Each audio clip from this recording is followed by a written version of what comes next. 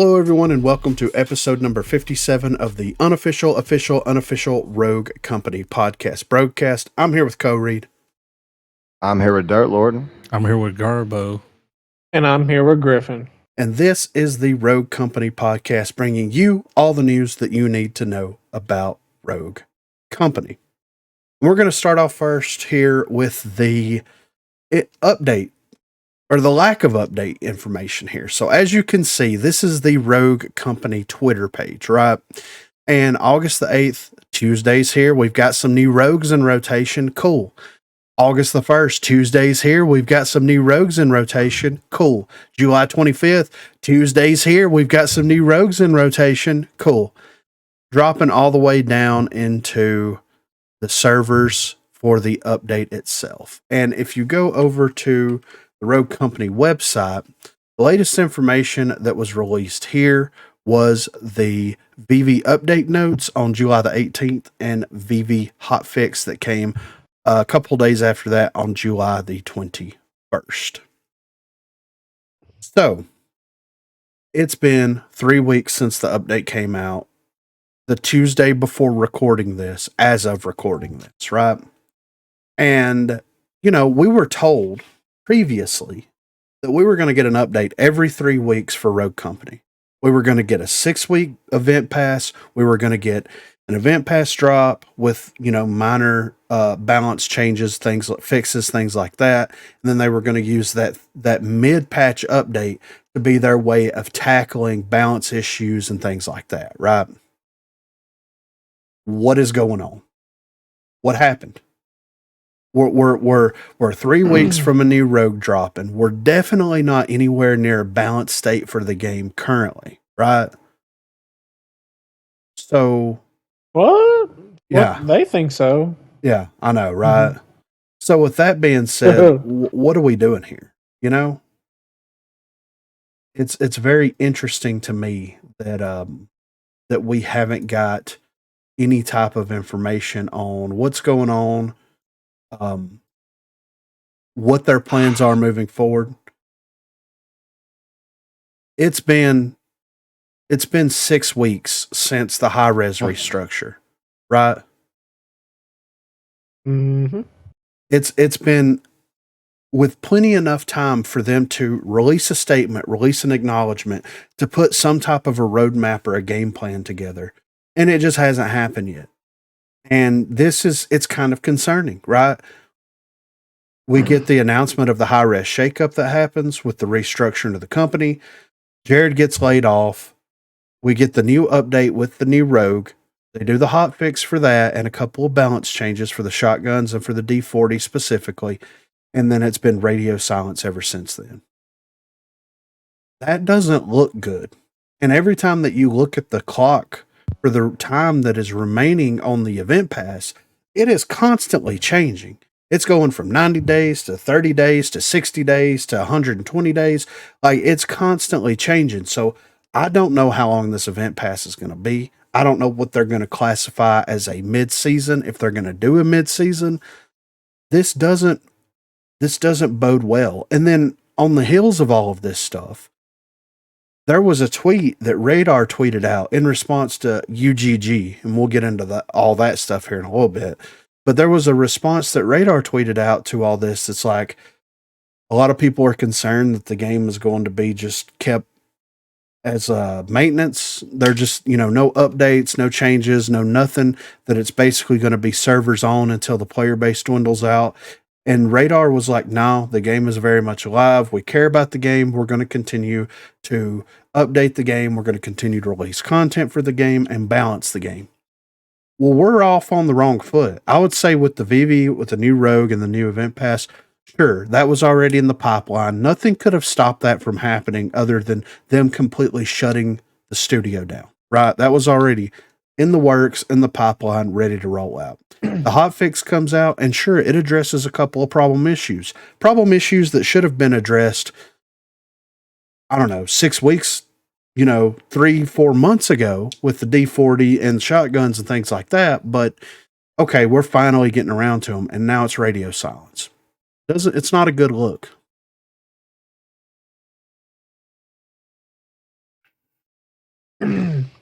So, I don't know. What do y'all think?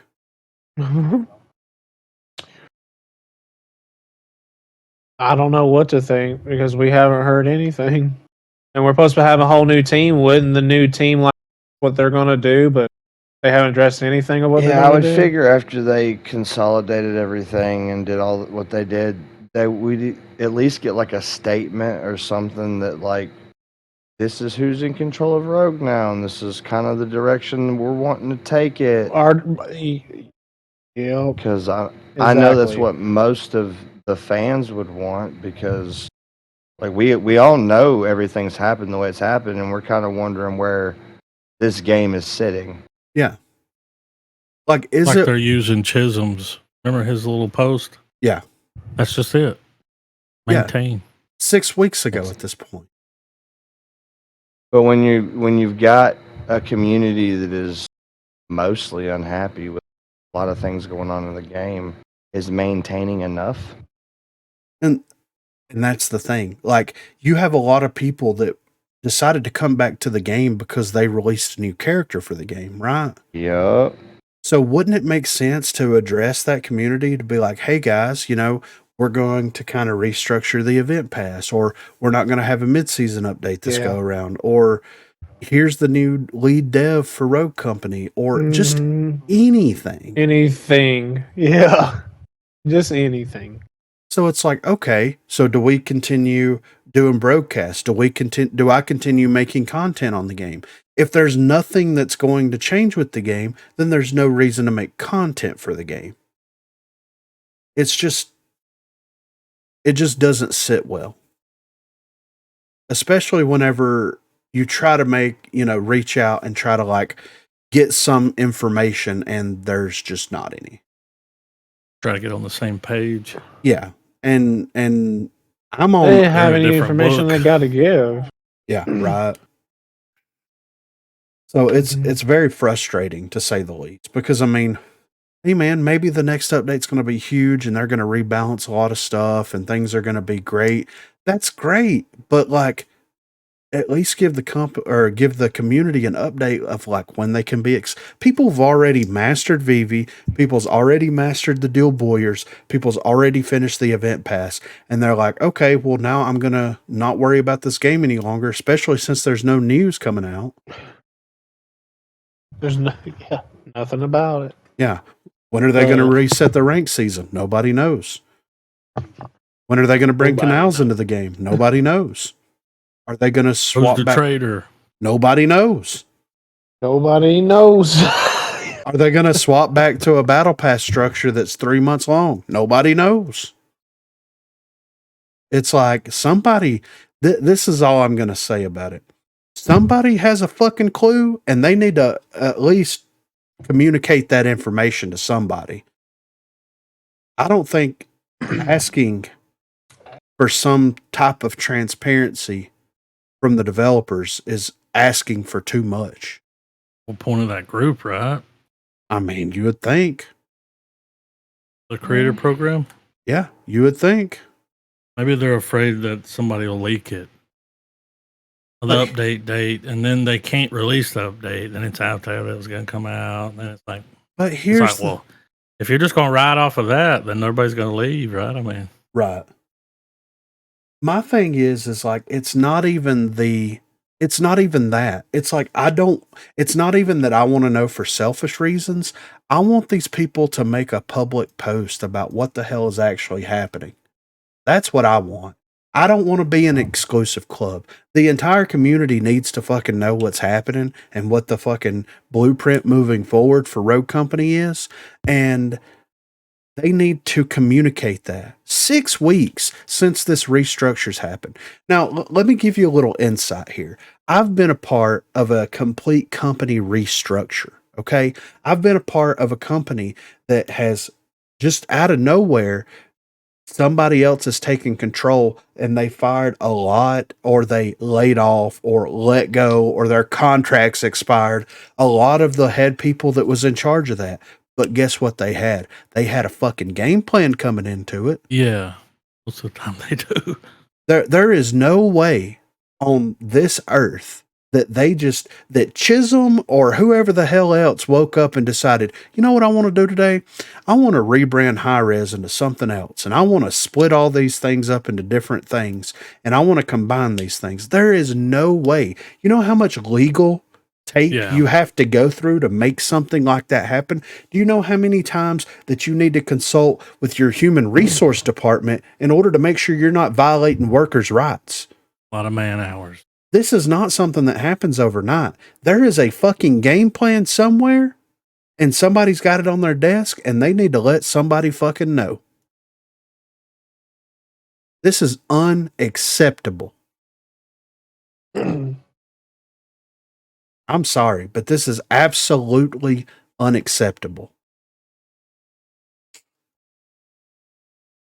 How long do we give them? All right. We're I think recording. they've had long enough, if I'm being honest. I agree.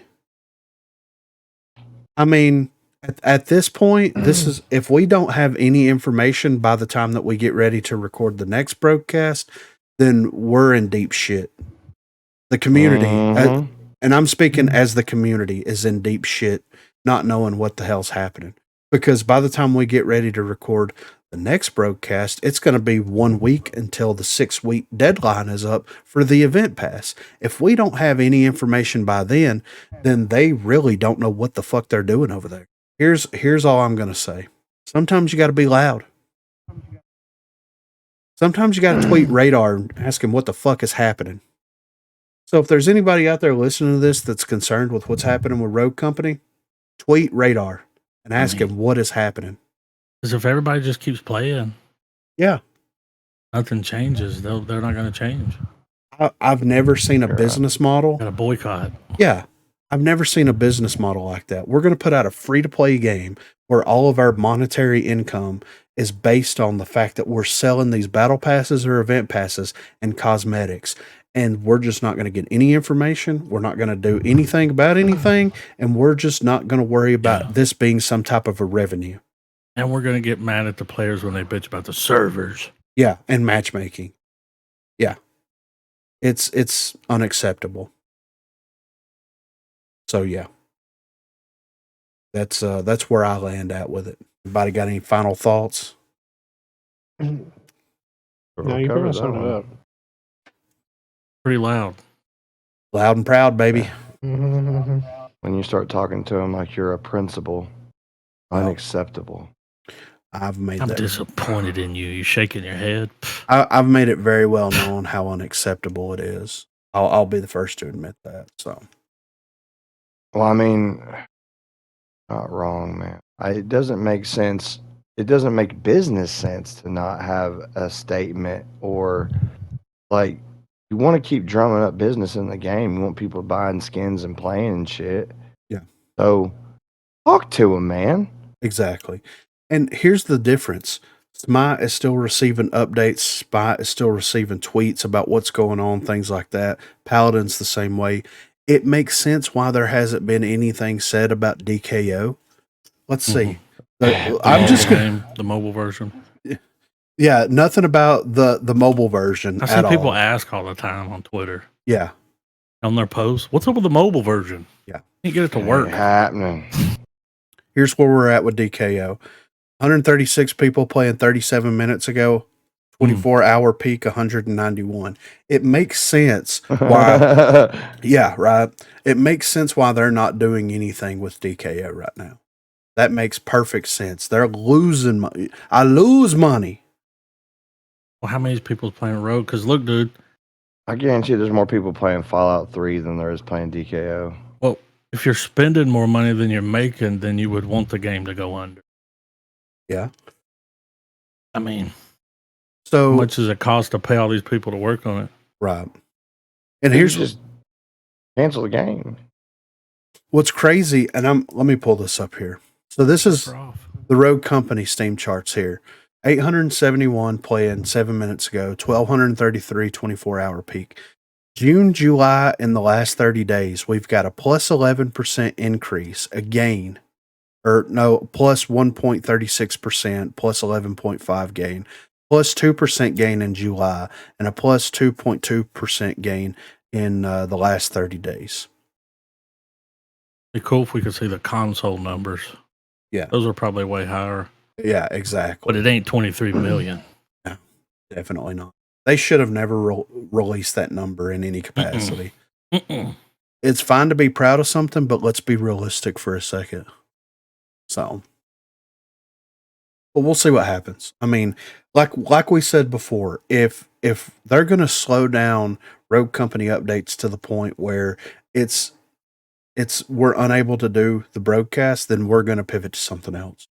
And the same thing with the content that I make. If they're going to slow down Rogue Company to the point where I'm having to actively search for ideas to make videos on, then it's time to move on to something else. Well, you could always come back and make one video every 6 months on the updates. Yeah, exactly. Here's right. what changed. Yeah. See you next year. Yeah, right. I could do that for sure. So, you want to talk about UGG for a second? All right, before we get into, because there was a response, okay, UGG came out and they released a public response, which we're going to listen to in full, and then we're going to comment on. But first, I was contacted by one of the members of UGG, and I'm going to keep this confidential. I don't want to spread any ill will or anything, but I'm going to read what this individual sent over, and this will lead us into the podcast, if you want to call it that. So, I'm an admin on UGG. I would love for you to share to the Rogue Company community my experience of being staff for the UGG qualifiers. I truly love seeing UGG run tournaments for Rogue Company. After seeing how RCCS was, I don't know if you played in those ELOs that RCCS did have, but they were not welcoming new players. I was an ELO mod also in the RCCS Discord. The amount of toxicity that was always in those ELOs, from racism to pure harassment. Rome DMV would sit up at the top of the Discord in his own channel, and nothing was ever done. The players who were being so rude and unwelcoming to newer players to the comp scene of Rogue Company, they were never banned, and RCCS allowed them to compete in Rogue Company esports while using third-party applications, and even while being very toxic and very unprofessional. I left the Rogue Company scene and I left the game, and then came back like 4 months later. Jared was the one running Rogue Company at that time. He truly was dedicated to Rogue Company and wanted to take the game in a nice direction. He seemed to really care about Rogue Company esports. At that time, I was hit up by UGG and asked by a friend to help out and be staff for UGG in the Rogue Company scene. I joined in and seen that UGG had all these rules they made sure that competitive integrity was their number one priority, and this was their 100% absolute different than the way RCCS was made. There was no toxicity allowed in UGG tournaments. There was no cheating allowed in UGG tournaments. UGG believed that, again, competitive integrity is the number one priority. My very first time being admin for a UGG qualifier, my experience was UGG worked with players the best they could to allow them to go against the UGG rule of players who play on PC must stream. Now, Rogue Company has many cheats for the game. Easy anti-cheat is not a bad anti-cheat, but on Rogue Company, there was still blatant cheating going on in the game. One of those things that UGG would ask players to not use, and it was in our rules, is DS4 Windows or DSX or any third-party application like it. Yes, these programs by default were not meant to be used for cheating, but they can be, which is why we banned those apps from being allowed. We again wanted to keep competitive integrity at the highest level. UGG wanted to see Rogue Company grow in competitive, and we wanted to be the welcoming to all levels of skill. UGG allowed some players who had not so good of PCs that wanted to Discord stream to do that. A staff member would sit in the team call and watch the player Discord stream. When we would ask PC players to stream or turn on their VODs, these players from UGG would give us disrespect and say F our rules. They would say these rules don't matter to them and they don't care if they get banned. UGG did not ban these players for their disrespect of not wanting to stream. I reported my experience to the owner of UGG, and he gave them a simple warning in the Discord saying that any future disrespect to staff and players would be banned from the UGG tournaments. UGG was nice and respectful and tried their best to work with players.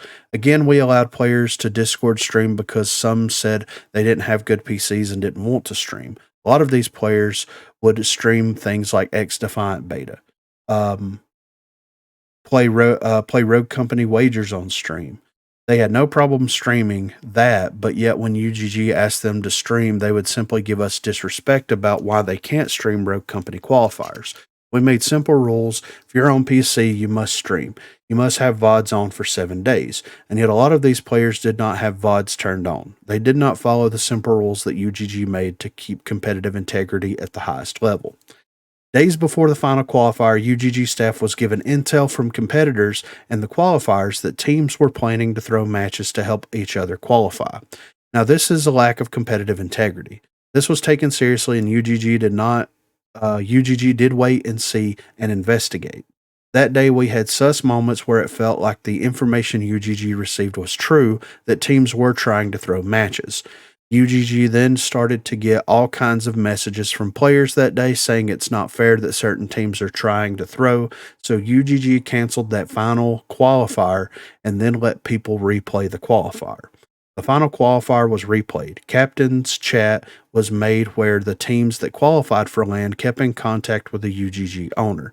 Information came out about Jared being released from Rogue Company and the game going to Evil Mojo, but their focus was going to be Paladins. Rogue Company gave zero transparency to UGG. What was the plan with Rogue Company? Welcome to the party. UGG was in talks, from what I know, with HyperX. I'm sure HyperX most likely reached out to Rogue Company, but did they get a reply back? Who knows? All I know is that UGG made a decision to cancel the LAN and then have an online tournament. Streamers and people posted all kinds of rumors about why the LAN was canceled, but no one knew the reason why LAN was canceled. The UGG owner put out a statement why LAN was canceled, and yet people still ignored and just continued the rumors. UGG brought out Rogue Battles at that time. We were trying to help continue Rogue Company and give players an ability to help grow their teams in this game. We had dedicated staff that was playing in the tournaments and also at the same time keeping track of stats to have a true ranking system for Rogue Battles. This was never pay to enter tournaments. This was all free, and again, a chance for players to grow teams in Rogue Company. UGG made players aware in their rules and more than multiple times in chat that our ranking system, the way it's set up with all players, no matter skill level, starting off at unranked, might have stacked teams in our tournament for the first month or so of Rogue Battles until all the competitive players that usually compete in Rogue Company tournaments until we got them ranked at where they should be. These players would join the tournaments, but then back out on the tournament day, and reason being because they did not want to play against a stacked team. So UGG was forced to find subs, and that left us with teams playing a man down because certain players would leave because of their ego. But yet these same players, when they were on a stacked team themselves, had zero complaints. Back to the UGG online tournament that was happening with LAN being canceled. Again, UGG wanted to make sure that competitive integrity was at the highest level. We were ready to have the UGG online tournament that was to replace LAN, but on Twitter, accusations started to come out more and more from players who were no longer playing on UGG, but played in the qualifiers. It came out that UGG players were using DS4 Windows or DSX. So UGG did investigate and heard from lots of players themselves that were in UGG qualifiers that they used DS4 Windows or DSX and find that it's not cheating. But UGG clearly has a rule. In the rules, DS4 Windows and DSX and applications like them are not allowed to be used in UGG tournaments, so the UGG owner was fed up with the players not listening to his rules, disrespecting UGG because people think they were above the UGG rules when playing in UGG tournaments. So he canceled the online tournaments as well and said he is moving on from Rogue Company Esports. Thank you for reading. And I won't go into all that. So basically, to summarize everything, is there was like basically the players were being incredibly disrespectful and using programs. So DS4 Windows and DSX are the programs that people use to overclock their controllers. It's also a way for you to go in there and tune the gyro controls for like PS5 controllers to where you eliminate recoil. Who was it that made the video on that? There was somebody popular made a video about those programs. I can't remember who it was, but anyway, they wanted to use those because overclocking the controllers and trying to get the most advantage, blah, blah, blah, blah, blah, being disrespectful. I'll touch more on this after we listen to the whole podcast thing that happened. But yeah, this is a nice write-up. I appreciate this individual for reaching out and kind of explaining more information, because this individual actually explains more information than the person that runs UGG in their podcast. So let's check that out and let's see what's going on with this. I know I do. Rent free too, huh? All right, Mr. Twitter Fingers, I see you. Let's get it then, bro. Yo, that honey got the What's sauce. up, everybody? On iHeartRadio, Apple Music, and everywhere else that we posted this. UGG, stand up. We here. We in the building. And it's your boy DJ, a.k.a. Young Guru.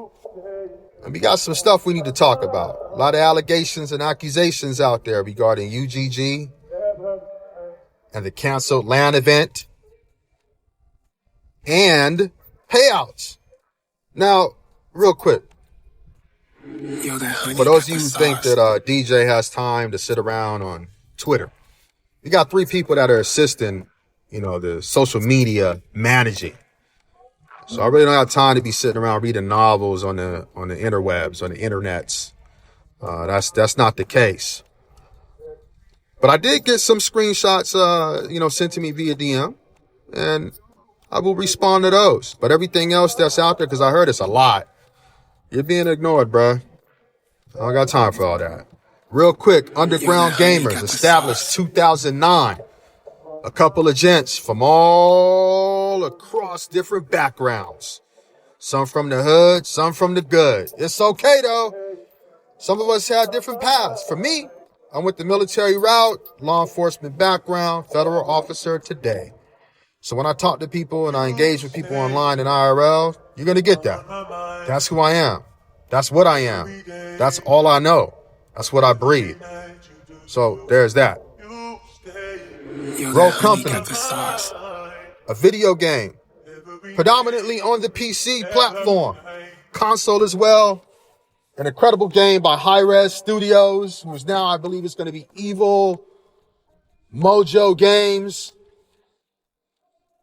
Shout outs to them. Incredible third-person shooter.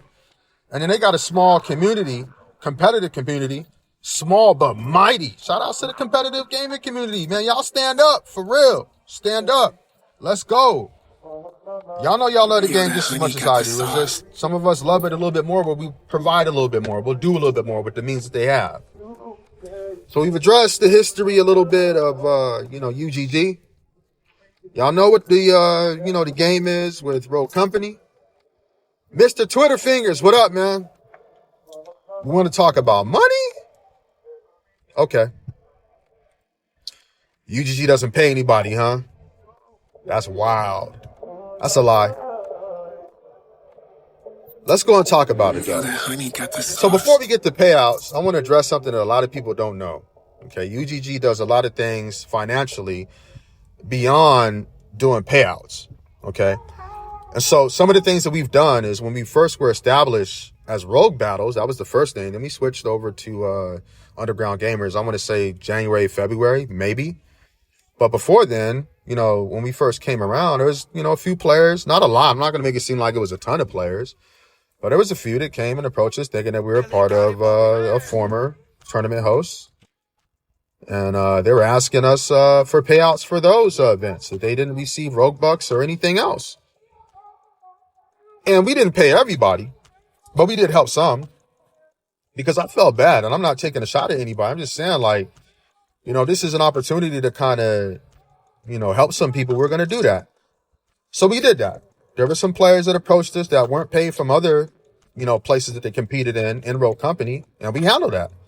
Not everybody, and I don't want people hitting me up now because the way that the community is now, that's a no. We're not doing that. Some of you that might be tuning in right now, we've assisted you with your prize pools. And we never asked anything in return for it, even though, you've come out and said that because it's, the money that's being put in is from that person, they have control, as they should. And that's a key point. When somebody's invested their own money, they have control. It's their money. Let that sink in. But we never asked for anything. Matter of fact, we just say, hey, man, we just want to be a part of it. We're happy to be here. We're blessed to be a part of your name, your brand, and we just want to help. We really came into the Rogue Company community on some good vibe stuff. Gym memberships. Over the course of this year, we've sent out 3. Of those 3, 2 people have provided us with proof that they actually utilized what we sent them to go get a gym membership. But we actually help people out to get their fitness on, help them with their fittitude. We did that. So again, sponsoring prize pools, assisting gamers who were not paid from previous orgs or people, and then fitness. We did that. We didn't even get the payouts yet, Mr. Twitter Fingers. And then we've had people hit me up personally, as well as other people on the staff, in regards to financial hardships. They need food for the weekend. They need food for the week. And guess what we did? We quietly hooked them up. We didn't go brag about it. And the only reason I'm bringing it up now is you want to pop off at the mouth talking like you know everything. You know nothing. You're clueless. But since we're here, let it be known that beyond the payouts that we haven't gotten to yet, we've done a lot outside of that people don't know about. Gym memberships, assisting, players who were not paid from other hosts, sponsoring prize pools, people who have financial hardships. We did that. That's not an opportunity for y'all to hit me up and ask like, hey, can you help me out? I mean, we might, but probably not with that community. We'll see. Let's get into these payouts. Out of pocket, $15,000 dedicated to gaming. Now, it is public information on the UGG Discord. Under the About Us section, it's called Financial Report. It's public information, what's coming in, what's going out, what's pending, aka what is owed. Tell me something I don't know, man. Did you and your group of haters go to that page and decide to put that out there when it's public info? You literally talk to the players about those payouts. And sometimes there are changes, but you can't deny the fact that we already put out $15K. Outside of the developers, no one has, and probably after us, no one will, put out that much money that we did out of pocket. We did that. Can't deny it. So we don't pay, huh? That's a wild accusation, man. You can keep on going with that lie, though. So that's been squashed. Now, there's 2 kind of people right now that's really talking about the payouts, right? The first kind is going to be, those group of people that have nothing to do with our events. They don't compete in our events. And the ones that sometimes do, they don't win anything. They never won anything to be owed anything. The other part is I'm hearing that maybe there's some grumblings about a winter event that we had. Qualifiers were all paid, by the way. The invitational event never happened. I know y'all not mad about something y'all didn't play for. When we've honored the majority of that, and the rest is still coming. But here's the thing. I keep seeing stuff about it. I have every right to not have to pay that. Oh, you a fraud. It's my money, man. And you didn't play for it. I don't have to pay that. Didn't play. And I don't care about public perception. The only reason I'm coming on here is because I was told by people close to me, they say, oh, you should hop on there and say some things. I even have a song that's in the works. Little project, got some bars from some people, but I don't know if I'm gonna really do that because I don't know if I want that energy out there, but I might put some bars out there. We'll see. Now, I want to go ahead and move on. So we discussed the payouts. Why are you talking about money you don't know about, man? Like we don't pay people, like we don't have it like that. Yes, things have changed in the community. That's impacted how we do things. Oh, also, on the Discord, I think it's 30 to 90 days. It might be 30 to 60 days for payouts. That's information as well. In terms of the land qualifier, it just ended at the end of May. I think we still have through August to be able to do some things. Are you done? Stop lying. Now, in regards to land, a lot of hiccups there. First time having an opportunity to team up with one of the biggest. The biggest. I wish I could do like a Rick Ross voice real quick right here. The biggest. Anyway, that road company's ever seen. And it almost happened. I'm glad it didn't, because a lot of people's true colors are coming out. And I'm like, can you imagine if he would have did this and this stuff comes out afterwards? Well, you're not really doing it for that. Dude, it's my money. Do whatever I want to do with it. You can't tell me what I can do with my money. I'm not going to tell you what to do with yours. Now, I'll admit that there were some things that we should have and could have did a lot better, and we didn't. The announcement could have come earlier. There's no excuse for that. I could say that, the players wanted me to wait until this day to see if this is going to be okay. But there's a lot of things that go into making the land happen. So if any of you that are tuning in, listening, and you understand, what makes a land successful, moving parts, developer connection, arena connection, server stability, all of those things have to be in sync. And just because you were able to do it, or it was able to happen at a studio by the developers, that's completely different than third party. A lot of things have to be in place. A lot of things have to be trusted. A lot of things have to be clear. And when a lead developer who has land on their mind gets released or leaves, that's impactful. Whether you want to believe it or not, that does have an impact. And my sincerest apologies sent to everybody involved. I wanted this land to happen more than anything. And, one of the reasons, I'll be selfish about it, I wanted to prove people wrong, because there's a perception in the community that only one person can do this. And that person was given, a budget. I'm also going to share something, because I'm not going to drop any names. But that person also approached us. To you that might be listening, I have no ill feelings towards you at all. I know that you've had some towards me and UGG from the jump.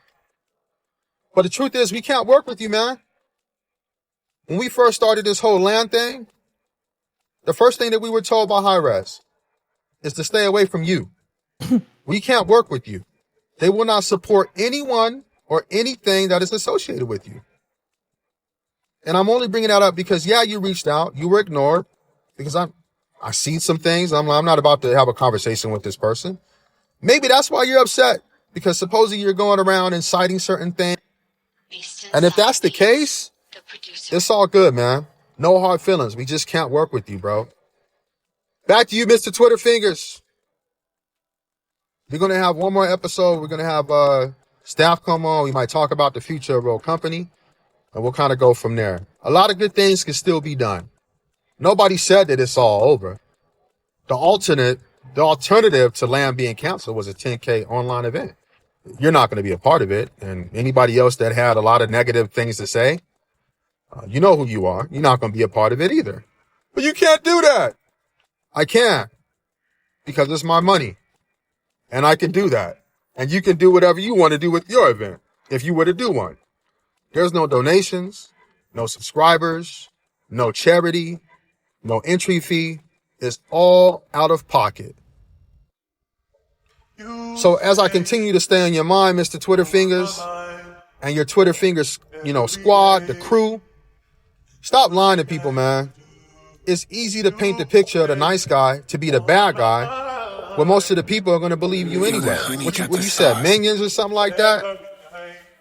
And then you calling out people for being cheaters. Like, you even admitted to the players, he even admitted that you guys broke the rules with a lot of the stuff that we said you couldn't use. Last thing to the players. Weren't some of you a part of the committee? And you were shown contracts, screenshots, like copies of the stuff? Those are real. We don't fake nothing around here. We don't fake paperwork. We don't fake life. Everything is real. I get that you're upset now because land isn't happening. But that doesn't mean it may not happen in the future. It's not going to happen with, certain casters and other people. We're not going to reach out to them. Or it may happen in another capacity. And there's still the online event that's looming in the air. Should we do it? I don't know. A lot of the staff are kind of over it. They're kind of sick of seeing the stuff that y'all putting out there. We talk about appreciation and gratefulness. I'll leave it at that. Nobody's saying kiss our butts, thank us all the time. But when we host events in other communities and they show love without having to be asked, it's tough to turn around and look at the community that we did the most for. And we can't even get a thank you. But it's all good though. Believe what y'all want to believe. One more episode and we done. That's it. And we're going to see what happens. So y'all can rock with us or you can't. It's okay. We're going to keep it pushing, man. And again, we love the game probably more than y'all. Because if you loved it as much as I did, you put 15K towards it too. Yo, that honey got the And I'm out this thing, man. Rent free in your head. Stay on your mind.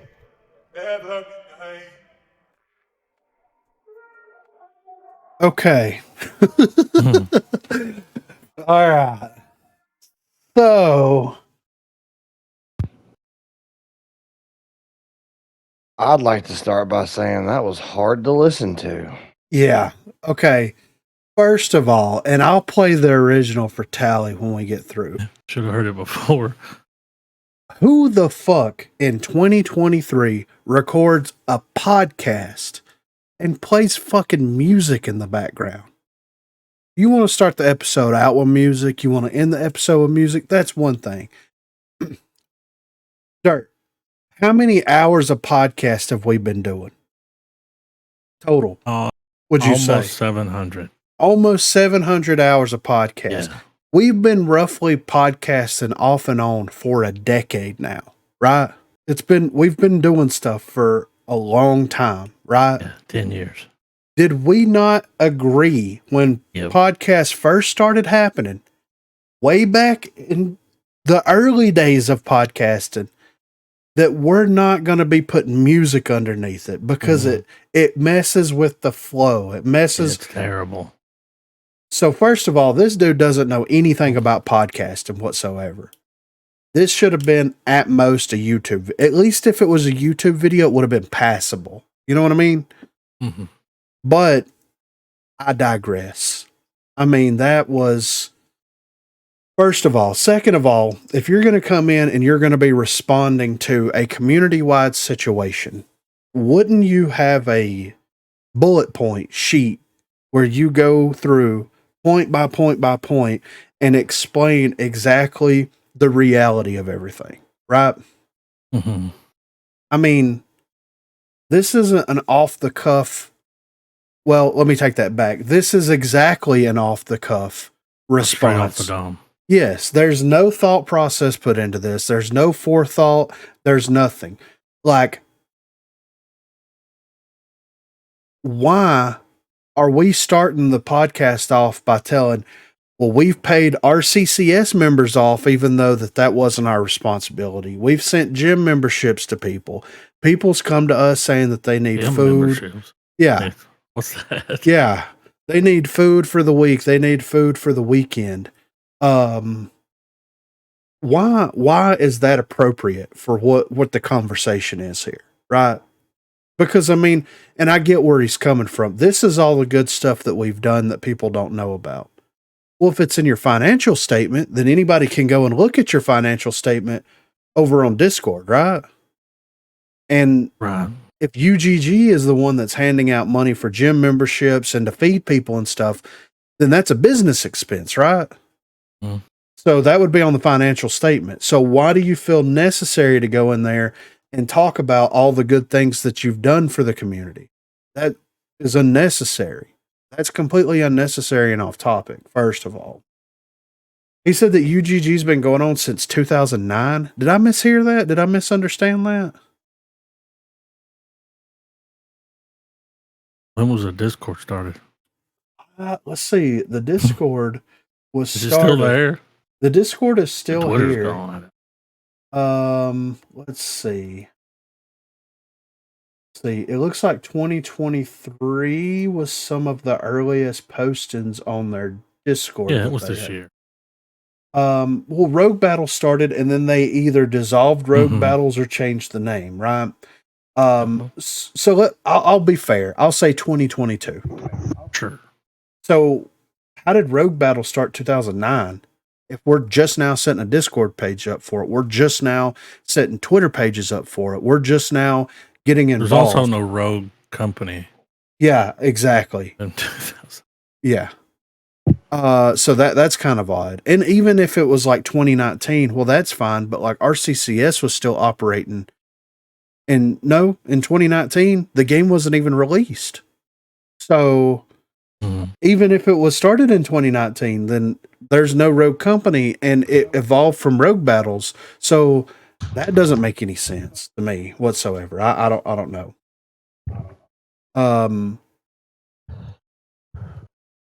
If you have control, it's okay to completely not do something that you are hyping. So all of this hangs on the idea of like, it's my money. I can do with my money whatever I want to do with my money. Right. Sure. Okay. Yeah. So from one perspective, I completely understand and agree with that. Right. But if there's more to the story, if there's more to the situation, as the person that contacted us explained, then I completely understand. But just saying that it's my money, I can do whatever I want to with it. Well, let's talk about a situation that's happened in the past. Dirt Lord was a part of this. Co-Reed was there. There was this charity event many years ago.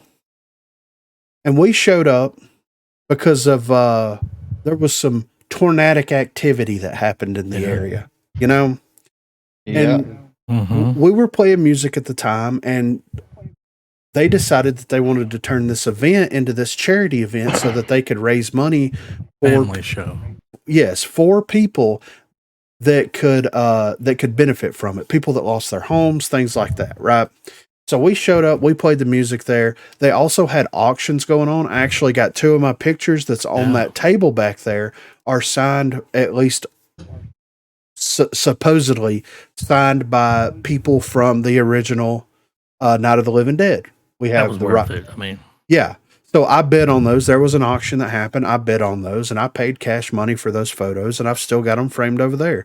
One of them was from the writer and one of them was from the actor that played the sheriff in the original Night of the Living Dead. There was a lot of things that were auctioned off. There were people there selling stuff. There was families there that were doing a lot of different things to raise money for this charity, right? For this cause, for these people that were in this terrible situation where their entire livelihood was blown away. And then a couple of days after that, the people that were raising the money for this just happened to have a trip paid for going to Florida to a Mushroom Head concert of all things. But they donated some of the money to the people in need, right? Now, it was their money. They collected the money. They could do whatever they want to. Whenever you decide to say that it's for a charity, people will give $50, $100. Yeah. You know what I mean? Exactly. So, and I know that this might be a weird comparison, but at the end of the day, like, it's your money. You can do whatever you want to with it. But once you start getting other people involved in your money, is that technically your money at that point? Does that make it right, or to make it fair, that you were saying on your podcast response to what's going on that you wanted to shut everything down because it's your money and you can do whatever you want to with your money? Now, I think the player base for the competitive scene has more than enough right to be upset because, like Bluff said, okay, we'll tackle the first part of it here in just a second about the payouts. But the second part is there was a lot of people that were done with Rogue Company Competitive after the RCCS happened. Yeah. They saw this LAN event coming up, this Las Vegas LAN event, and they decided to start devoting a lot of time. Now, we talked about 6 that. months. Yeah. So A long time. They decided that they were going to stop trying to be competitive in other games, which, I mean, if you have a full-time job, then that makes sense. I'm not sure where all these people stand, but if you're going to invest all this time into trying to play for these qualifying matches, then you're losing all of that. And then this is the first that I've heard about an online LAN event replacing the Las Vegas LAN event.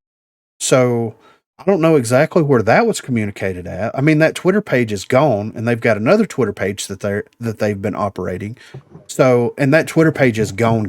Like all the links for it are dead. They don't go anywhere. Like you can't even weird. click on them. It's like they deleted their page. They fully deleted their UGG page that had all the Rogue Company information because he doesn't want to read novels on the interwebs.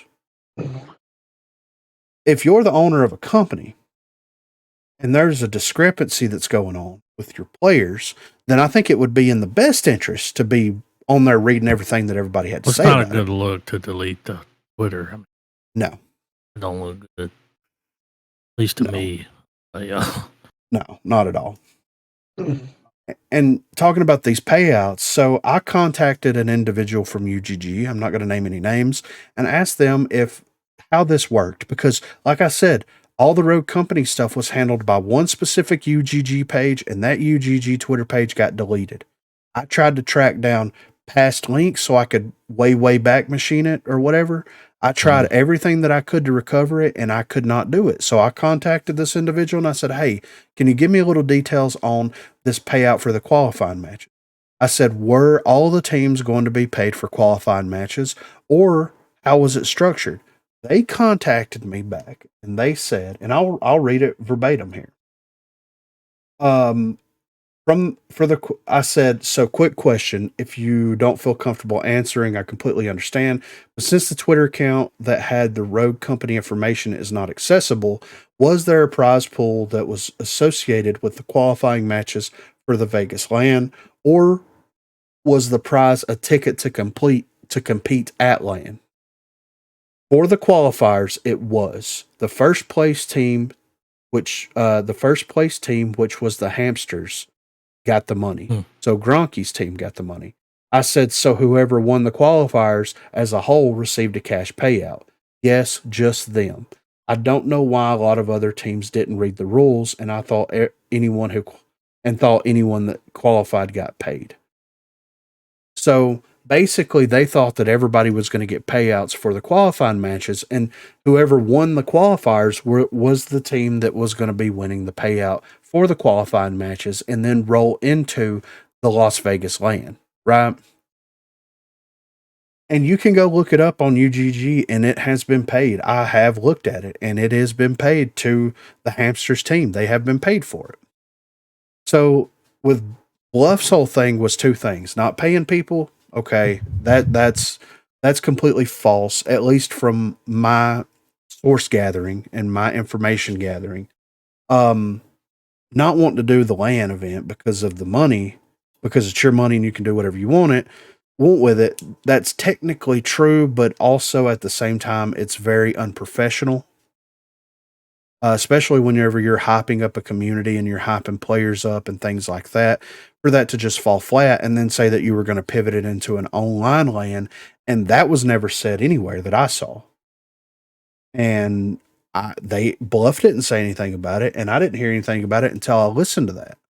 And until the person from UGG contacted me about it. So it's kind of weird. Like there's not a lot of transparency going on with everything, which is fine. They've got 3 social media managers. I'm sure they're super busy, right? So anyway, they're saying that the server stability played into them not having the LAN event as well. He's played Rogue Company before, right? Like yeah, I've seen him play. Yeah. So server stability is something that's been a problem in the game for how long at this point? Yes, it's been a problem for a very long time at this point. So of course that's not going to get any better if the players are asking for better server stability and the developers cannot provide better server stability to just the average players. Then what makes them think that they're a special exception to this rule? Were they hoping to get like a LAN only version of the game where it didn't connect to the internet? It just connected locally. Was that what they were banking on? Like, I don't really understand why server stability is an issue here, because it's always been a thing. And then on top of that, Jared leaving the game. which in what I read earlier, they said that Jared was very competitive minded and very, very competitive oriented and wanted the game to go in a competitive way. But him getting laid off from the company, what does that have to do with you not wanting to put the event on? Like right now, we're in a stagnant state of the game, and nothing is being changed. So I think if the perfect time to do the event is right now, when you know there's not an update coming out, when you know that there's not going to be buffs or nerfs to any characters, right? Mm-hmm. So I don't really understand. It feels like they're pulling at what this dude's pulling at whatever he can to be like, nope, Jared's out, not going to do it. Blame Nope, game. server stability. Nope, it's my money. I can do whatever I want to with it. The last thing that I'm I going got to the get to. power. Yeah.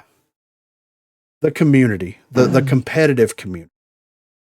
Well, like I said in the last episode, the competitive community has, for Rogue Company, was a lot of new people to competitive play.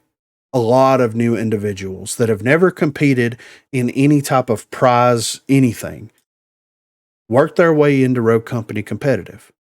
So I would say 98% of these people have never been in a competitive environment with any video games. Whenever you have these people that are coming into a game that have never competed before, and then they are led by the likes of someone like Rome, then what do you expect from that competitive community? You have to have realistic expectations of those people that are going to compete, and you have to do something to try to do a behavioral adjustment for these people. They are still operating on the way that Rome did things, which is he pitched a fit and got his way.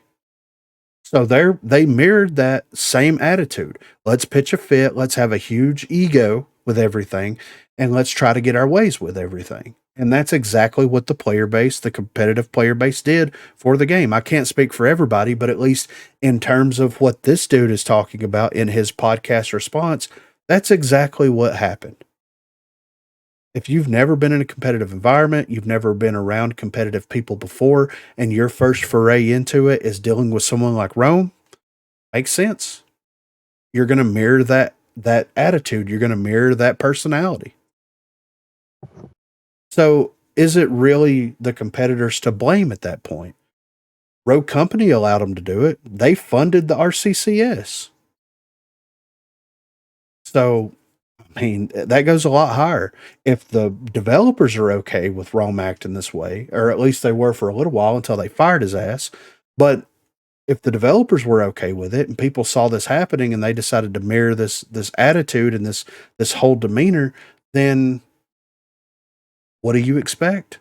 Your expectations were a little bit higher. Whenever you look at people that are competing in other games that you're putting on for UGG, of course they're more respectful. These people will probably come from a more of a competitive background.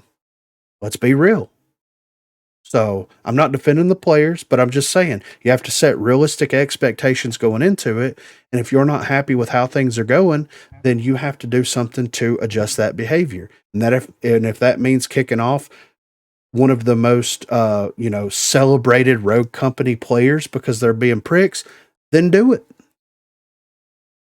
Provide proof. Provide that way the community all knows. Whenever Rome was in charge, Drew got banned because he was back talking, quote unquote, back talking Rome. Well, I watched the video and I wouldn't consider that back talking. So you have to set the precedent.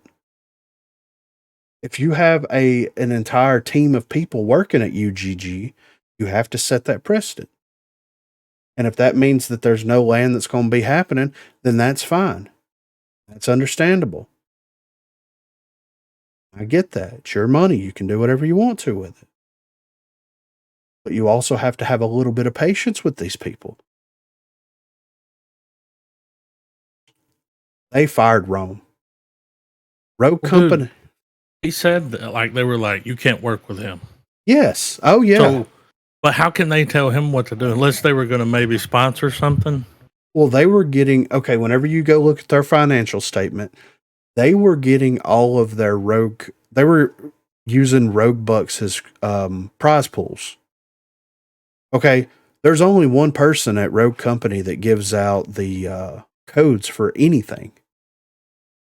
And So with that being said, they probably was like, hey, we'll help sponsor a tournament by giving Rogue Bucks and things like that. But here's the stipulations.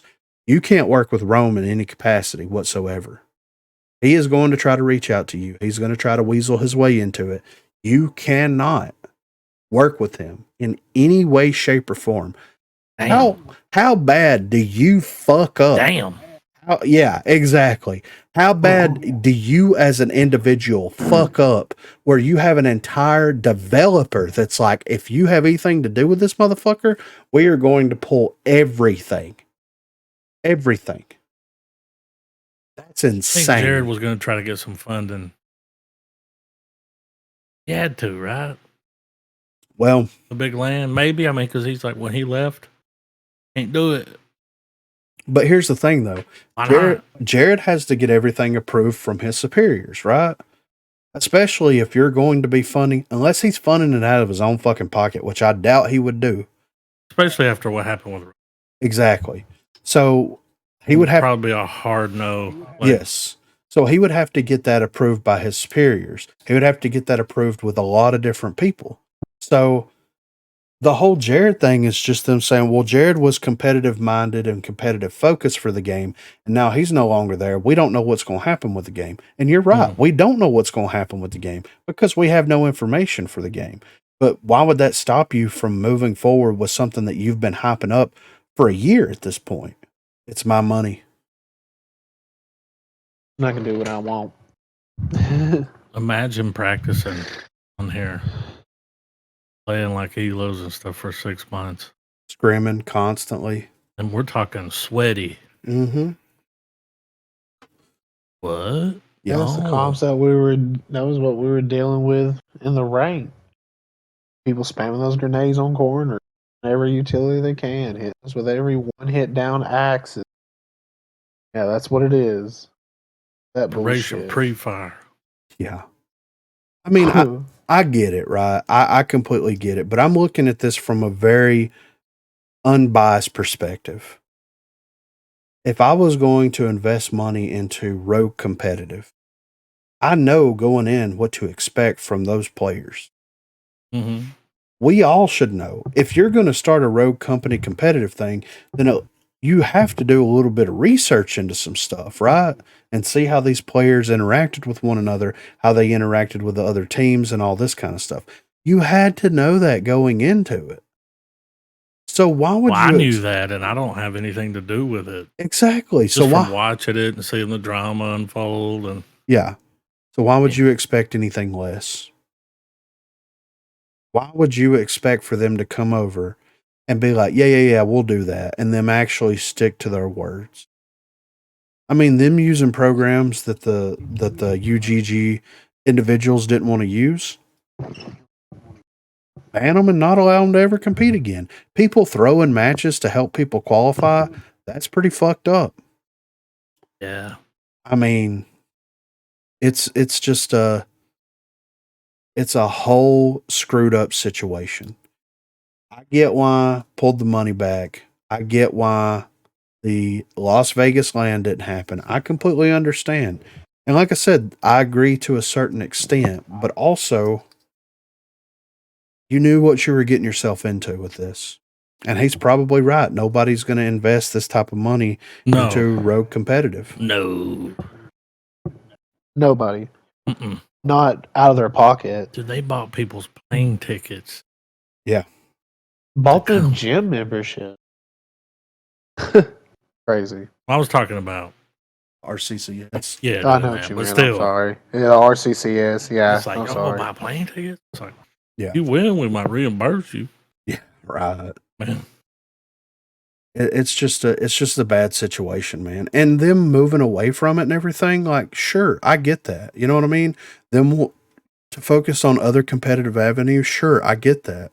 Especially if you feel like that community is not grateful and that they're not making strides to improve as a community. But you knew what you were getting yourself into, man.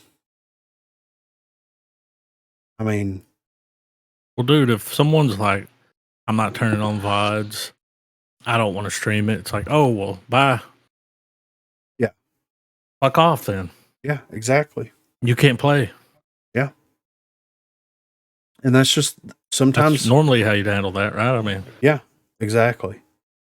So, I mean, them giving warnings and all this kind of stuff, sure, that's fine, whatever. That's fine. That's perfectly fine. And here's the thing here's what I realistically think would have happened if the land would have went off. These people would have shown up, they would have played Rogue Company, they would have talked shit to each other, and then everybody would have gotten their plane and they would have went back home. yeah. These people are not they're not going to pop off at the mouth in front of you. That's not going to happen. So, especially you have a law enforcement background. So I'm assuming that HyperX probably has some type of security team that works on site, right? I mean, nothing's going to pop off. And they're all dressed like Dr. Disrespect. Yeah, right. Because he's a HyperX. Yeah. Sponsor. But, if somebody wants to pop off at competitive and they want to be extra, then that's immediate disqualification for the entire team. No subs, no nothing. You have to set a precedence moving forward. Like, that's just the way that it is. If you're associated with this individual and they violate the rules to this extent, then we're not fucking with him and we're not fucking with you. And that's just how it is. So, I mean, and I know you don't want to fully blame the community. So you want to blame the fact that the servers are fucked up. You want to blame the fact that Jared got laid off. Whatever. That's fine. It's your money. You can do whatever you want to with it. But I get it. There are some legitimate competitive players out there that aren't keyboard warriors, that aren't people that are out here actively trying to talk shit and to get drama stirred up. And I feel sorry for those people. They love the game. They want to compete in the game. And now they're not going to have the ability to do so. And that sucks for them. And I feel bad for them. But it is what it is at the end of the day.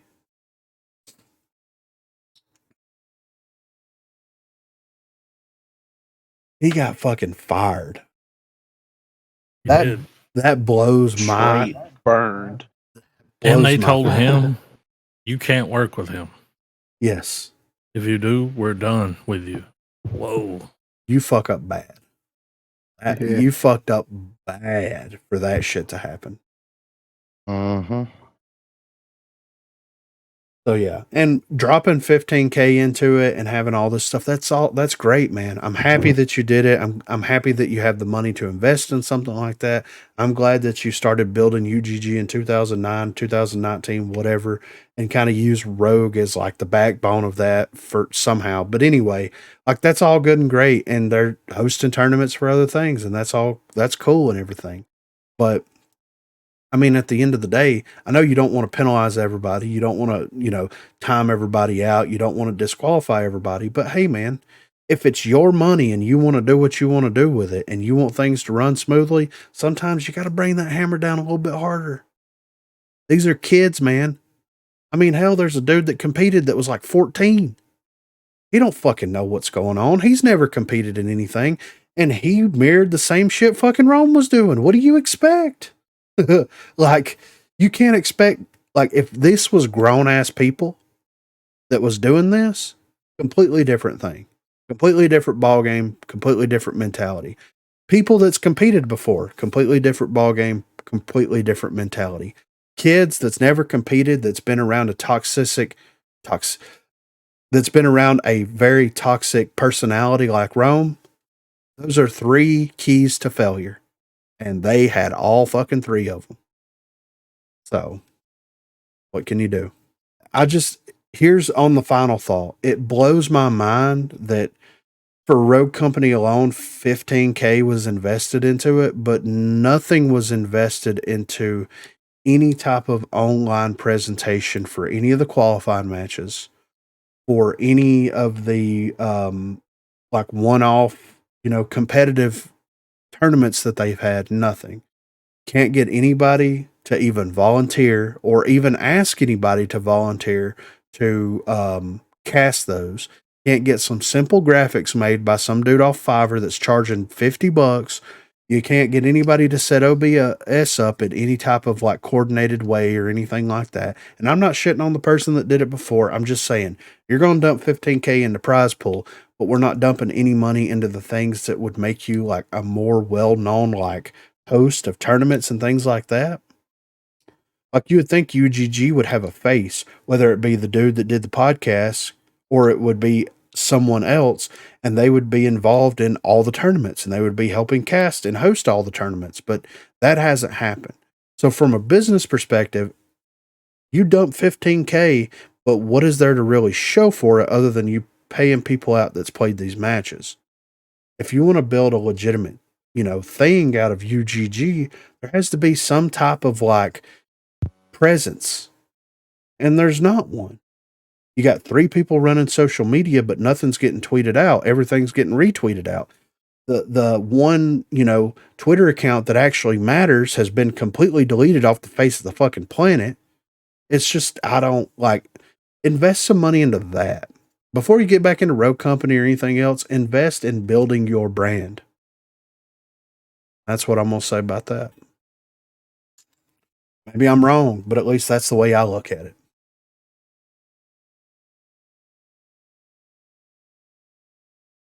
So yeah, UGG guys, what do you think? Sheesh. Yeah, that pretty well sums it up. Yeah, it's crazy, man. All of it. Just anything involving with the comp scene is just, oh. Yeah, it's rough, man. And it doesn't have to be that way. You know what I mean? Not even at all. It always turns out like that. Yeah. Well, we played in a tournament, Garbo. It wasn't a UGG. Wrong. It wasn't RCCS either. Yeah, but it was very welcoming, very inviting. Everybody was super nice, super cool, super down to earth. Had a great time. Yeah, everybody everybody had a good spirit, good competitive attitude. Like it was an enjoyable experience. Doing that was like, okay, maybe I would like to compete more in the future. And then let's go watch somebody play one of these UGG qualifying matches where you've got people that are just completely being disrespectful. It's like, yeah, maybe that's not the thing for me. What I want. Yeah. Because if somebody talked to me like the way these motherfuckers talk to each other, I would drive to their house. What state you in? Yeah. Exactly. So. All right. I got a good curb stomp. Got that robot stomp? I do. I got that titanium stomp. All right. So I'm going to hit on one piece of feedback, one topic for the community section, because the UGG stuff and the lack of content kind of took up more time than I was expecting. But this is something that I did want to talk about, and we didn't talk about it last week. And this is 3Jad's signature perk feedback. 3Jad is a great contributor to the BROGUECAST. I mean, we found dude on Reddit, and always gave great feedback on Reddit, and actually became a part of the community. I was like, hey man, I'm going to use this on BROGUECAST. He's like, what? No way. And I'm like, dude, we've used so much of your stuff that you've posted on Reddit for this podcast. It's crazy. So now he's just sending the stuff directly, which, I mean, he's still posting on Reddit, but it's amazing, So this is a signature perk feedback, and I thought that this was pretty interesting here. So for Dima, the loadout would be Rare Stalker, Rare Armor, Epic Gadgeteer, Epic Energized, Legendary Tenacity, Legendary Blaster, Mythic Extra Merv Ammo, or Mythic Concussion Bomb. Feedback. Replace Rare Stalker with either Rare Bounce Back or Rare Shredder rounds. He feels too weak as a breacher with just Legendary Tenacity and 25 armor bulk-wise. Extra Merv ammo should be changed so that it operates as a second charge rather than a second piece of ammo in the launcher. Unequipping or getting down while holding the second piece of ammo makes you lose it entirely. If it operates as a second charge, Dima will have to wait for the second one to cool down, or he can use two at the same time, which in my opinion feels a lot more balanced than having two shots off of one cooldown. I mean, that makes sense to me. You know what I mean? Concussion bombs, to my surprise, feels great. The knockback applied to opponents isn't much, but it's enough to really mess with the enemy team since they're forced to hip fire and can't move for a brief period of time. Overall, I'm pretty happy with Dima's new perk loadout and his mythic perks. There just needs to be a couple of adjustments here and there before I think he's perfect.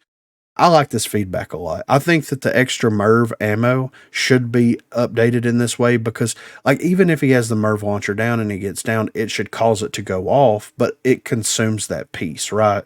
Instead of having two back to back, it should operate the way that Trench's like second piece of utility currently operates in the game right now, but even though it's bugged, if that makes sense. So, like, if you buy trophies, you have one trophy, and the next trophy immediately goes on cooldown. That's how that should work, in my opinion, you know? But the problem that I saw with Dima is, like, the concussion bombs. So you could throw the impact grenade at his feet, and if he has tenacity, then it actually moves him, right? So that basically turns Dima with blaster with tenacity into rocket jumping. I'm talking like Quake 3 Arena rocket jumping or Unreal Tournament rocket jumping, which is like, do you really want a movement ability in the game that Dima gets that's better than Juke and Vivi's movement ability? I don't know. Like, it's an amazing, interesting concept, but Jesus Christ, that could get out of hand quick. You know what I mean? So, for glitch here, the perk loadout, rare stalker, rare armor, epic padded steps, epic bounce back, legendary tracker rounds, legendary gadgeteer, mythic circuit overload, or mythic see all deployable. Feedback: replace rare stalker with either rare evade or rare nimble hands, and possibly replace rare armor with the other of those two perks. Glitch feels way too slow as a sneaky, stealthy breacher without one or both of those perks. Circuit overload, in my opinion, needs to be nerfed. It should do either 75 or 50 damage per explosion. I don't know how much it actually deals, as I was only ever on the receiving end of it. Nobody I played against while using circuit overload used deployables. If the damage is set to 75 or 50 damage per explosion, 2 will down an enemy with no tenacity or armor, which seems pretty fair to me. I don't believe it should do so much damage that one deployable alone is responsible for a full health down. See all deployables is great as is. It sort of brings back that gadget visibility that Glitch used to have when his ult had a radius and could be brought out while on cooldown. But this time you're investing cash into making his passive far more useful. Overall, similar to Dima, some perk adjustments here and there, and Glitch is good to go. I think that they need to make the see all deployables infinite range. I think that would make that perk way, like that mythic perk for that, or that signature perk, whatever. It would make it way more useful. Instead of roughly 100 meters, you could see across the map and see what they're placing down. And the circuit overload, Anywhere. and the circuit overload thing, it makes sense to nerf it down to 75 or 50 damage per explosion, because, like, how many times have we played Strikeout and you've got like a trench and a Mac and like an anvil, and the point is covered in fucking barbed wire and APS systems and shields and all kinds of stuff. Well, if he hacks all that and it all explodes and it does 150 damage, it's going to down everybody on the point, which if you're playing with Glitch, that's going to feel great. You know what I mean?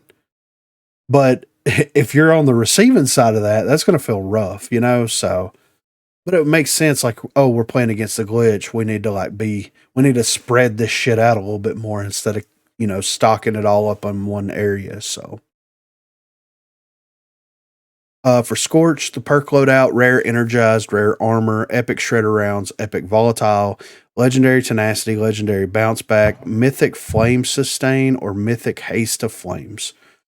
Overall, I'm happy with Scorch's new perks. It makes sense for her armor to be downgraded since she has access to both legendary tenacity and legendary bounce back. Two very good bulk perks. Having epic shredder rounds in return is helpful as she's sacrificing a bit of her bulk in exchange for dealing more damage to bulky characters, which Scorch is already pretty good at. I can't give real feedback on Flame Sustain, as no matter how much or what kind of fire damage I dealt while damaged, I never got back any health. As a concept, I think it's interesting, but kind of feels like a cop-out, like a life drain, but activated differently. I think a much better mythic perk idea for Scorch could be that whenever she activates her ultimate, if she shoots the ground with one of her guns, it creates a fire pool similar to a base incendiary grenade, but looks different enough that you can tell it was caused by a Scorch bullet. It'd have the same radius, duration, and damage per tick as an incendiary grenade, but the catch is that it will only activate within the gun's optimal range. If the bullet lands outside of its optimal damage range, then the fire pool doesn't activate. If need be, a hard limit can be set on how many fire bullet pools Scorch can create at one time. This prevents Scorch from being able to create fire pools wherever she wants, and instead makes her use the perk as a kind of defensive tool rather than an aggressive tool. This in turn encourages a slightly different playstyle for Scorch, where she's a bit more defensive. Haste of Flame feels amazing, but too powerful when combined with Rare Energized. If Rare Energized were replaced with Rare Nimble Hands or Rare Berserker to give Scorch back a bit of her speediness with reloads, I think Haste of Flame would be balanced and a good fit for Scorch. Overall, the situation with Scorch is kind of similar to Demon and Glitch, just a few adjustments to her base perk in conjunction with her mythic ones, and she'd be good. I would much rather see a mythic perk like the one I suggested be implemented over Flame Sustain, as Flame Sustain feels a bit of a cop-out perk. So Flame Sustain is the one where, like, if you shoot someone whenever you have damage or hit them with fire, then you gain HP back. I think the better alternative to that is, like, you should just be able to stand in the incendiary grenade and it heal you like a healing station. Mm-hmm. Because most people play Scorch like that already. Yeah. They'll throw the incendiary, they'll push up to where they threw it because they're immune to it and use that as a way to breach onto sides, you know? Or if somebody else throws one. Yeah, exactly. So You you just could, stand in and heal up. Just, Yeah. Yep. so you have a Dallas and a Vi on your yeah. team, and you just throw an incend on them and you're healing your teammate at that point. They're getting pushed by 3 people and you can actually arc an incendiary over to them. I would have really liked to have tested out this flame sustain in the test, but it didn't work for me either. So I don't know how it, I don't know how it would have felt. But I still think that they should make it to where, like, I want to be able to pop her ability and it reload her weapon and give her fire bullets and be done with it. The ammo, the clip, magazine, whatever, that has the fire bullets. It's basically stopping power. And once you reload or once you're out of those bullets, then your ability goes on cooldown. And that's that. That way you can pop the ability at the beginning of the round if you want to, and you can bank on those bullets being in that gun for that gunfight. Or you can wait until you run out of ammo, hit it, it automatically reloads your weapon, and then you're ready to get back in the gunfight. That makes more sense to me. I think her ability right now is pretty, I don't think it's useless. I just think it could be better, So the Fixer, perk loadout, rare tracker rounds, rare armor, epic gunsmith, epic gadgeteer, legendary stalker, legendary energized, mythic hidden reserve, or mythic heavy impact. I'd replace rare armor with berserker, as I think berserker fits Fixer better than armor does. Tracker rounds, while not on Fixer, in the main game at the moment fits him quite well. Hidden Reserve suffers the same problem as Flame Sustain. I wasn't able to test it as it didn't work, but even then, I'm not a fan of the concept of weapon mastery wasn't a thing. Nope. I'm not a fan of the concept. If Weapon Mastery wasn't a thing, a mythic perk that essentially forces Fixer to use the tier to be at his best would make a bit more sense, even if I don't like the idea of the tier having 3 bullets in the chamber again. But because Weapon Mastery is a thing, I think this perk is a horrible idea.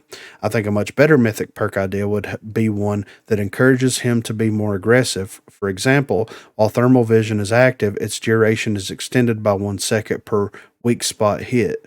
This encourages Fixer to play more aggressively and rewards the player for hitting their marks, something that Fixer is known for in universe. Heavy Impact feels very underwhelming. Getting 5 extra damage per hit on armored opponents while using the D3DI didn't feel worth it at all as a mythic perk. I think this is the perfect opportunity to bring back Fixer's old passive shrapnel rounds in an interesting way. Rather than having Heavy Impact as a mythic perk, Fixer could potentially get shrapnel rounds back for his other mythic perk, and it would synergize with his passive in that only armored opponents would be affected by it. The rate at which the armored enemies are slowed by it would be less than it used to be, as I always felt the old slow was always a bit too much. Overall, Fixer seems to have gotten the laziest changes in this test. Fixer should have lost his armor rather than Berserker, and both mythic perks feel tacked on for the sake of it, while not adding much to him at all. I would much rather see my 2 mythic perk ideas be tested on him to see how they'd change up Fixer's playstyle. I agree.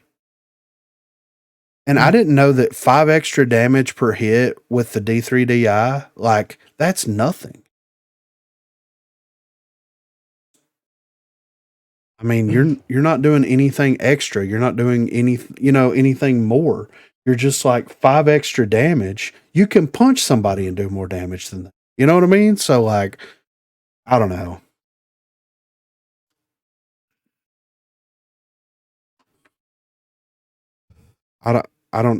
I'm not really sure what I would do with Fixer's passive or with his signature perks.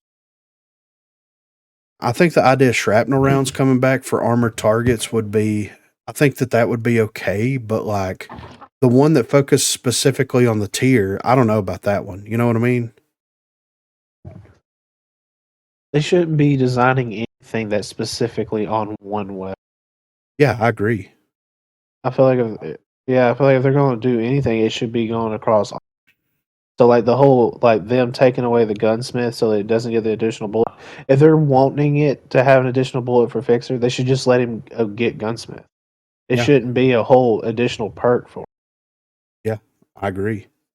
And I mean, to be fair, I was okay with like the whole slowdown people when he first had it. Like that wasn't a bad passive. Like it was if you're not used to shooting people and slowing them down, then you're going to mess up your shot because maybe the aim assist or what you're used to a certain speed, like how people pace or how the characters run and stuff like that. So like him slowing them down, like sometimes it throws you off. But like if you get used to just being running Fixer, it wasn't an issue. Yeah. But then they had to change it, and then they kept changing. Fixer, I feel like it's one of the most changed rogues, and it's ridiculous. Like he doesn't have to be changed so much. He had a lot of abilities that weren't overpowered ever. They just kept saying he was overpowered. The only thing that made him overpowered was the 3rd bullet in the tier. It's almost like the same thing with the armor getting the bullet. It was just certain weapons getting in that additional bullet. It was never the character. Yeah, I agree. Yeah.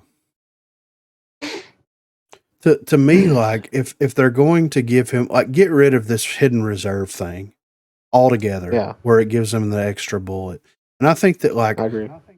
well, if he pops the ability, then like his thermal glasses or whatever, then maybe increase his movement speed slightly or his ADS, or you know what I'm saying, like. That would be beneficial to every weapon that he has access to. If you're able to pop the Fixer ability and maneuver around, and it's basically, let's say it's like legendary Stalker on crack, like a little bit faster than legendary Stalker, and you like cut that ADS speed down significantly with the sniper rifles, then he'd be able to pop and move and pop and move. You know what I mean? Yeah. It would be They frustrating. could do something like that, or they could. I'm sorry. No. Go ahead. Also, they could do something like that, or they can do something like where it gives him stalker and it like makes it. Oh man, I had it in my head. It's kind of like it's stalker, but it also like maybe nullifies all weapons fall off ranges. So like instead of having to upgrade his weapons all the way, he can buy the perk, and then it can just nullify fall off ranges. I don't know, Yeah. that might be broken, but I feel like that would be a cool perk that they could implement. And again, that's not one weapon; that's going to be across all weapons. So that would be your snipers. It would be his DMR if he picks up an AR, pistol. Yeah. Well, let me ask you this though, Garbo. I know that they have collaterals with headshots, right? Yeah, This- when you pierce through them. Yeah. That's certain weapons though. So does snipers, if you shoot them, if you body shot someone, it doesn't pierce through, right? It does. If the weapon, if you you have to upgrade it to like rare, the blue version or Mhm. the epic version. But either one of those, point you can body pierce through the body or headshots. It doesn't matter Well, as long as they're both lined up. You can hit them. and see that, like, okay, you don't have any piercing weapons on any of the DMRs or piercing properties on the DMRs like that, right? I think light machine guns are the only weapons other than snipers that have. And I think it's you can do it with a D3DI. D3DI and I think Devotion both have pierce through. I was going to say if they made it to where like he turns every weapon into a piercing weapon, that would be kind of interesting. But if Oh. some of the weapons already mean- have that, then, I feel like some of the DMRs do. I strongly feel the D3DI does, and I feel like the Devotion does. Yeah. I don't know about the rest of them. right? Yeah, Fixer's a hard nut to crack on this because it's like because in reality they're going to change just his core character 3 more times before they introduce signature perks if they ever do. You know what I'm saying? So it's hard to really like sit there and brainstorm something like this, you know? And like that was probably the same scenario they had. They which way to go with it. So they came back to the one thing that everybody hates and they shouldn't be doing. And they're like, you know what? Let's give them the third bullet in the tier. Yeah. Let's fucking make it a perk. You know, like no, what the fuck are you doing? One thing for No. him that I could think of, but it would be situational, would be a perk that would allow him to see through phantom static. Okay, yeah. Now we're on Because that's like something. the only hard like counter to his smoke thing is that static can go up and he can't see through it. Yeah. Right.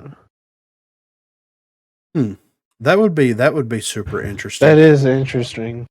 What about Yeah, this? that though? sucks that it's only like one rogue though. So Yeah, that's the thing is it's situational, but that's kind of the only thing I can think It's of so because it situational. plays into his Yeah. whole glasses thing. But Yeah. Well, think about what about this though for a second. Have that functionality built into it where he can see through everything when he pops the glasses when he buys the perk, but the longer that he looks at an enemy, it reveals them like tracker rounds without hitting them. I like Yeah. that. See, that'd be interesting. Yeah, see that's a little more interesting. He's already like picking off the heat sig. If Yeah. they buy the perk, maybe like they get a full body radius, and then as long as he's pinpoint on him for like a second or a second and a half, Yeah. he reveals them for a couple. That'd be cool. I mean, Because I a think. lot of times, I mean, when you pop the, my bad, No, this no, keeps go- happening. Go ahead. I was just saying, like most of the time when you activate his eyes, if you're not blackout, you're playing demo, you're not really going to be able to use it to down people. You might be able to, but like most of the time, you're only looking to like cover your smoke or when you're doing your push-ins and stuff like that. It's never really used to down people, if that makes sense. It's more for if you're doing it for demolition, it's more tactical than it is for strikeout. Right. So, and I don't even use it with smoke half the time. I'm just looking for heat signature. yeah. And you know that they increased the heat signature radius for the character so that you could see people that are like crouched behind like mid cover or half cover. Okay, so why doesn't he have whenever he pops his glasses, why doesn't he have Hunter built into it? You know what I'm saying? Like Which is a that would make footstep. I don't sense, yeah. know. yeah. So that goes into like if you're looking at something or you're looking in the direction of an enemy with his glasses popped and you can see someone's heat signature behind a piece of cover, then they're not peeking the fixer. They know the fixer's trying to snipe them. But if he's looking at that piece of cover and he knows for certain somebody's behind there, it should kind of do a reveal or at least something to let people know, hey, there's a dude right here. And maybe not a hard reveal, but like a mini map reveal or like a ping reveal above their head. You know what I mean? Like they could do some things with it. Yeah. Like Some indication. imagine Fixer pops the glasses, he looks down lane, and from like, okay, if Garbo's playing Fixer and he's on Windward and you're looking down mid lane, right? And I look at the mini map and I push zipline side and you pop the ability and I see a giant V coming off of your character on the mini map and I can see the dots moving around. You're like, oh, I'm looking in this direction. I see two people and I see the dots moving around of the enemy. They're not shooting. They're not doing anything. But because you're activating the ability, yes, that means you have to look at the mini map. Believe it or not, people, there's the thing in the corner that has the map layout. And when people shoot and stuff, you can actually see them on there. Yeah. Remember Talon before they butchered him?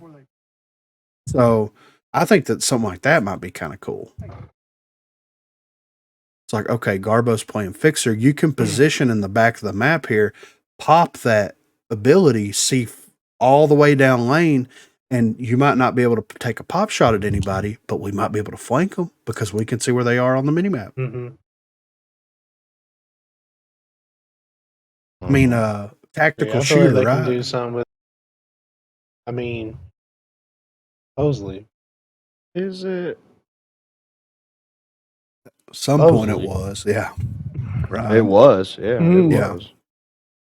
was. So allegedly. for Vivi here, I'm going to tackle her because this is getting to the final things here. But so for Vivi, rare evade, rare gunsmith, epic helping hand, epic lifeline, legendary nimble hand, legendary gadgeteer, mythic front and center, or mythic extra smooth. Get rid of gunsmith and give her back her rare berserker. It fits her speedy medic duelist style better. She should keep impact grenades over EMP grenades. Impact grenades do much better. Impact grenades much better fit Vivi's playstyle, in my opinion. EMPs would fit a lot better on Dahlia, who, unlike Vivi, can take full advantage of EMPs as a support character due to the different situations she can exceed in as a multi-passive rogue.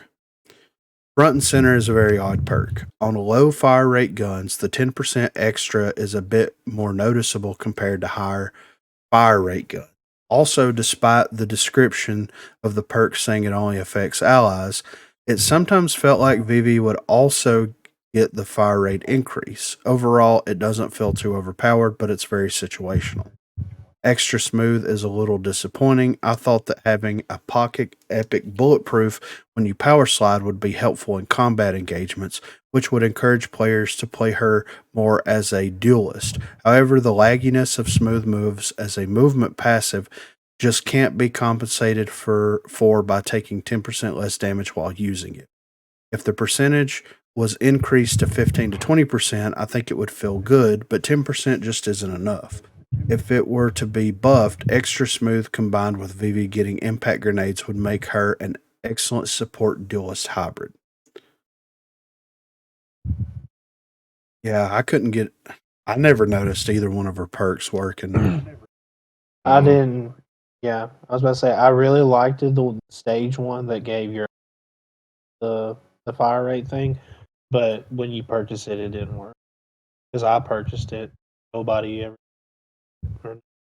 Yeah, and like super situational for sure because like if you're popping it with someone that's using a DMR or sniper, then yeah, you're going to gain a lot more of a benefit out of that than running the objection. You know what I mean? For sure. Mhm. So, because it scales differently, and that's the thing I think that they need to take into consideration. Like if you're doing a 10% increase on something that is like 0.5 versus something that is 5, like it's going to be very noticeable, and it could spiral into a meta shift with VV specifically. it would take more coordination and it would take more money to invest into it. But imagine an entire team of people running Hydras with her 10% fire rate. That could, you see what I'm saying? That or the HRM, like that could spiral out of control super quick. Yeah, I agree, but I don't think her other one's in because I don't really feel like there should be built into people's abilities. Yeah. So, and then she should have bulletproof power. Yeah, right. That's how I feel. Well, and the thing with the power slide is like instead of it doing damage reduction, why not be like 10% faster or go 10% further, or like that would be almost a little bit more beneficial to the character than Worth it. Yeah. Yeah. Where you're like able to slide down slopes or something like and you're not losing. Well, I'd like you to can keep sliding down because I'd like to see there's something plenty of where it's like opportunities, but after the slide, you get a speed boost for 0.5 seconds. That would, or whenever she slides, it refills X amount of ammo. Mm-hmm. Like there's a lot of stuff. That would help out with. Yeah. So, I mean, Cannon's got a passive Which, that I mean- works kind of like that, but I mean, you don't have to do anything other than hit people. If you had the ability to like trigger it on command, you could slide into a wall and you don't reload your have to weapon. hit people. Just say utility with cannon. Yeah, that's Crazy. true. Yeah, that's true. Yeah. You just mow down. You just literally mow. Anvil will be full ammo with anything. It's crazy. Which is like, does Cannon have shredder rounds? I don't think so. I don't think so. Wouldn't it make sense for him to have legendary shredder rounds since he could infinitely shoot an anvil shield? Mm-hmm. That would be a good counter. Could you imagine him using the Gatling gun and just melting? I mean, the anvil shield's pretty strong. Yeah, I'm more thinking about the rogues that actually wear armor for shredder rounds. Like, I get what you're thinking about the utilities and everything, but like, imagine him running around with a Gatling gun, anvil down, or shredder round hunting trench down. Like, I mean, dude. Yeah. That's almost back to that whole spiraling out of control with. Yeah, maybe not legendary, maybe epic. I don't know. Maybe rare. I don't know. Yeah, it might be too much. It might be too much. Yeah. So for 3 Jed's final thoughts here, I think rogues having 2 mythic perks to choose from that are exclusive to them and only being able to pick one of them is a fantastic idea. It not only helps to make rogues feel more unique compared to each other, but also brings back some of the tactical nature that Rogue Company used to have during the pre-weapon mastery era. Which mythic perk do I choose? Is one better for demo or strikeout? Is one better for this particular team comp or not? However, the overall execution of the signature perk LTM was lacking. First of all, having the game mode take place on rooftops in King of the Hill was not a good idea. I understand that King of the Hill is a game mode ripe with cash, which lets players get the mythic perks and try them out for as long as possible, but King of the Hill isn't a core game mode. Strikeout and Demolition are. It should have been tested on one or both of those modes rather than King of the Hill.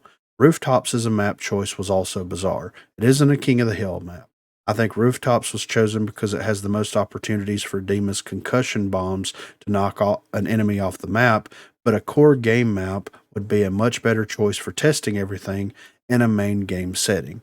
While I have a rough idea as to how these perks would play out in Strikeout or Demo setting after playing around with them, I can only make assumptions because I didn't actually use these perks in either of those modes.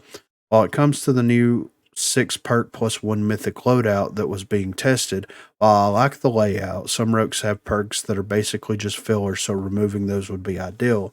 Some of the rare perk choices for rogues felt disconnected from their identities.